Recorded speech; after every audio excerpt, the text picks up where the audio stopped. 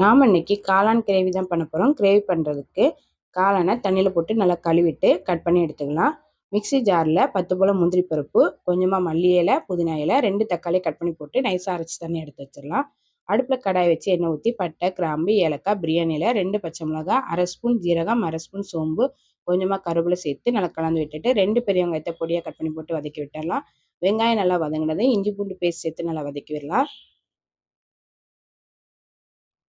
இப்போ இது கூட 1/4 ஸ்பூன் மஞ்சள் தூள், 1 ஸ்பூன் மிளகாய் தூள், 1 ஸ்பூன் மல்லித்தூள், 1 ஸ்பூன் சிக்கன் மசாலா தூள், தேவையான அளவு உப்பு எல்லாம் சேர்த்து நல்லா கலந்து விட்டுடலாம். இப்போ இது கூட அரைச்சி வச்ச தக்காளி பேஸ்ட்டை சேர்த்துக்கலாம். 1 கப் அளவுக்கு தண்ணி எல்லாம் சேர்த்து நல்லா கலந்து விட்டு ஒரு 5 நிமிஷம் நல்லா வேக வச்சிடலாம். ஒரு 5 நிமிஷம் நல்லா வெந்ததுக்கப்புறமா இது கூட காளானை சேர்த்துடலாம். காளான் சேர்த்து கலந்து விட்டு மூடி போட்டு திருப்பி ஒரு 5 நிமிஷத்துக்கு நல்லா வேக வச்சிடலாம்.